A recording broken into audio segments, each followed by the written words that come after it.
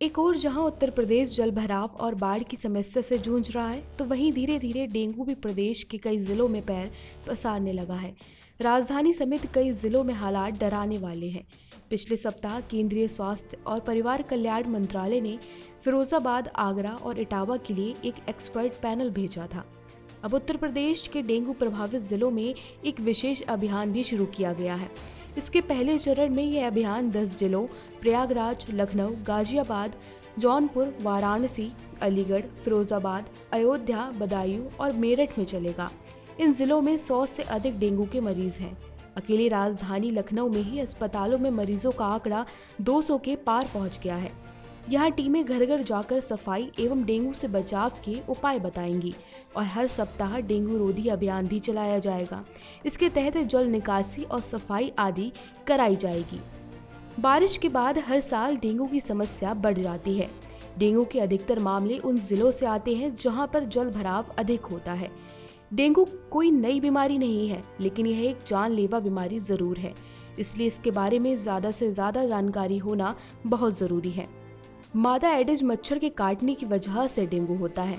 यह मच्छर गंदगी में नहीं बल्कि साफ जगह पर पनपते हैं। शहरों में साफ सुथरी जगहों पर डेंगू का खतरा ज्यादा होता है। यह 4 प्रकार का होता है: टाइप 1, टाइप 2, टाइप 3 और टाइप 4। बोलचाल की भाषा में इसे हड्डी तोड़ बुखार भी कहते हैं।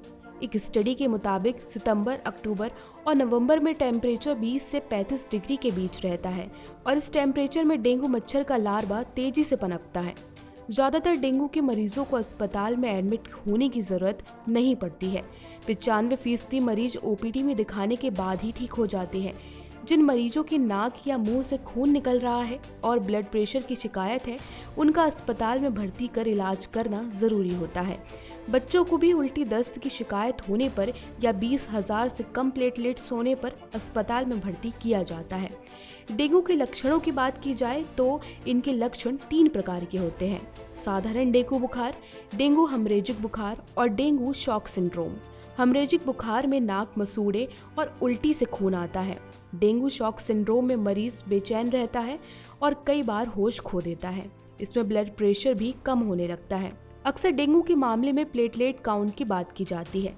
दरअसल डेंगू के मामले में प्लेटलेट काउंट का रोल इसलिए मायने रखता है क्योंकि जब बीमार व्यक्ति के ब्लड में प्लेटलेट काउंट कम होने लगता है तो डेंगू तब और अधिक गंभीर हो जाता है।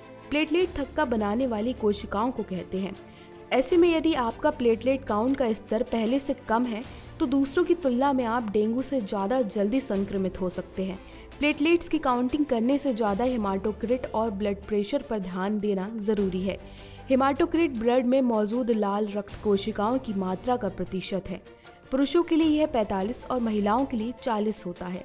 इसका पता कंप्लीट ब्लड काउंट टेस्ट यानी कि CBC से लग जाता है। यह ब्लड सैंपल लेकर किया जाता है। WHO के अनुसार दुनिया में हर साल लगभग 40 करोड़ लोग डेंगू से संक्रमित होते हैं। इनमें 80% केस माइल्ड और असिम्प्टोमेटिक होते हैं। साल 2019 में US food and drug administration द्वारा डेंगू के टीके CYD, TDV या डेंगवाक्सिया को अनुमोदित किया गया था, जो अमेरिका में नियामक मंजूरी पाने वाला पहला डेंगू का टीका था। डेंगवाक्सिया मूल रूप से एक जीवित क्षीण डेंगू वायरस से निर्मित टीका है, जो 9 से 16 वर्ष की आयु के उन लोगों को लगाया जाता है जिनमें पूर्व से डेंगू संक्रमण की पुष्टि नहीं की गई है तथा जो स्थानिक क्षेत्रों में रहते हैं। राष्ट्रीय वेक्टर जनित रोग नियंत्रण कार्यक्रम के अनुसार वर्ष 2018 में भारत में डेंगू के 1 लाख से अधिक और वर्ष 2019 में 1.5 लाख से अधिक मामले दर्ज किए गए हैं। उत्तर प्रदेश की बात करें तो यहाँ 2020 में 3,715 केस सामने आए थे और इस साल डेंगू से कुल 6 मौतें हुई थी, जबकि साल 2021 में 29,750 केस मिले, जिनमें से 29 मौतें दर्ज की गई। तो वहीं 2022 में 31 अगस्त तक के आंकड़ों के मुताबिक कुल 416 केस मिले हैं। इनमें से अब तक 1 की मौत हो चुकी है।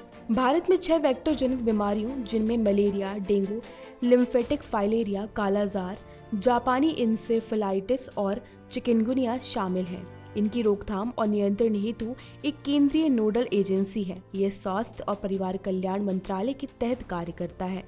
डेंगू से बचाव के लिए आप अपने घर में क्या उपाय कर रहे हैं, कमेंट बॉक्स में ज़रूर लिखें। इस वीडियो को शेयर कर दूसरों तक ज़रूर पहुंचाएं।